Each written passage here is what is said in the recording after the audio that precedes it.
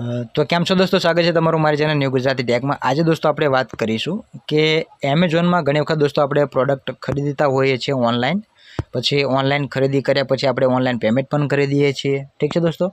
તો એવામાં શું થાય છે, ઘણી વખત આપણને તે વસ્તુ જોઈતી ના હોય તો આપણે તેને ઓર્ડરને કેન્સલ કરવો હોય, અથવા એ પ્રોડક્ટ જે ત્યાં આવવાની છે થર્ડ પાર્ટી કુરિયર હોય તો કોઈ પણ કુરિયર હોય તો તે આપણા ઘર સુધી ન આવી શકે તેમ હોય, તો આવા સંજોગોમાં જો આપણે ઓર્ડરને કેન્સલ કરવો હોય તો શું કરી શકાય, ઠીક છે દોસ્તો। કેવી રીતે આપણે ઓર્ડરને કેન્સલ કરી શકીએ તે વિશે દોસ્તો તમને વાત કરીશ।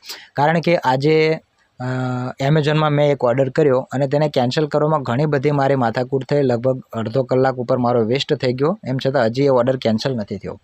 તો આ તકલીફ ઘણા બધા દોસ્તોને થતી હશે કે આપણે ઓર્ડરને કેવી રીતે કેન્સલ કરી શકીએ। હું તમને સિમ્પલ વેમાં સમજાવું, ઠીક છે દોસ્તો। તેના માટે આ વિડીયો તમે જોઈ શકો છો। જો તમને ખબર હોય સંપૂર્ણ પ્રોસેસ તો તમે તમારો ટાઈમ ના બગાડતા વિડીયોને સ્કીપ કરી શકો છો, પરંતુ જે દોસ્તોને માહિતી નથી તેઓને માટે આ વિડીયો ઉપયોગી રહેશે। તો તમે જો આપણે અહીંયા એમેઝોનમાં આવી ગયા છીએ, અહીંયા યુ ઉપર આપણે ક્લિક કર્યું, અહીંયા યુ ઉપર, ઠીક છે દોસ્તો। પછી અહીંયા લખ્યું છે યોર ઓર્ડર, ત્યાં હું તમને ક્લિક કરીને બતાવું કે આજે મેં જે ઓર્ડર કર્યો હતો, અહીંયા જો અરાઇવિંગ જે લખેલું આવે છે તેના પર હું ક્લિક કરું તો આ મારો ઓર્ડર હતો જે મેં ઓર્ડર કર્યો છે। ઓર્ડર હજી શિપ થયો નથી, ઠીક છે દોસ્તો। તેમ છતાં મારી પાસે તેનું કેન્સલનું કોઈ ઓપ્શન નથી। તો પહેલાં અહીંયા કેન્સલનું ઓપ્શન આવતું હતું કે જ્યાંથી તમે ક્લિક કરીને તમારો ઓર્ડરને કેન્સલ કરી શકતા હતા, અત્યારે નથી આવતું। તો હવે આનું શું ઉપાય છે? તો તેના માટે સિમ્પલી તમારે દોસ્તો કસ્ટમર કેરને ફોન કરવો પડે છે, અને કસ્ટમર કેરને ફોન કરી અને તેઓને કહેવું પડે છે કે મને આ પ્રોડક્ટ નથી જોઈતી, અથવા તો તે ડિલિવરી મારા ઘર સુધી નથી આવી શકે તેમ, તો મારે ઓર્ડર કેન્સલ કરવો છે, મને રિફંડ મળી જાય એ માટે। તો કસ્ટમર કેરને ફોન કરવામાં ઘણી બધી પ્રોબ્લેમ છે, તમારો ડાયરેક્ટલી કોલ પણ નહીં લાગે, ઠીક છે દોસ્તો। તો એનો હું તમને સિમ્પલ રસ્તો બતાવીશ। તો તમારે શું કરવાનું, તેના માટે તમે જો અહીંયા 3 લીટીમાં મેનુ લખેલું છે ત્યાં તમે ક્લિક કરો। ત્યાં ક્લિક કરશો દોસ્તો તમારે સાવ નીચે જતું રહેવાનું, અહીંયા લખ્યું છે કસ્ટમર સર્વિસ, સાવ નીચે જશો એટલે તમને મળી જશે કસ્ટમર સર્વિસ। ત્યારબાદ તમે જુઓ દોસ્તો અહીંયા થોડાક નીચે જશો એટલે અહીંયા લખ્યું છે ટોલ્ક ટુ અસ। ઘણી વખત તમે ટોલ્ક ટુ અસ પણ કરશો, તેનાથી આગળ પણ જશો પણ કોલ નહીં લાગે, પરંતુ હું તમને જે સ્ટેપ બતાવીશ ત્યાં તમે ક્લિક કરશો તો ચોક્કસથી કસ્ટમરને કોલ લાગશે।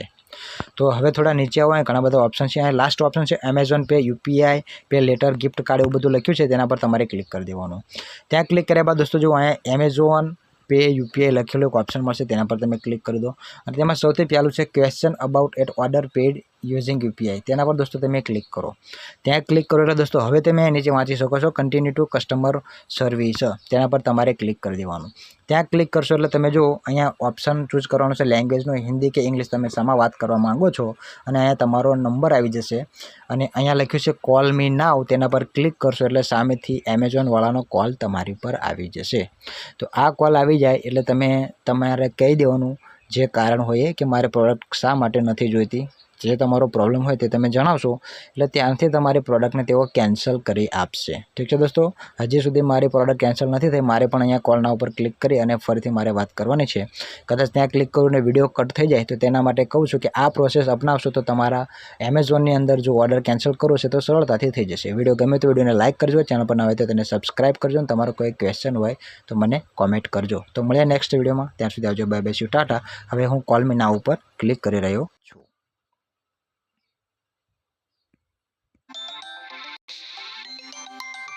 એમેઝોનનો કોલ અહીંયા આવી ગયો છે, તમે જોઈ શકો છો। હવે હું તેને રિસીવ કરીશ।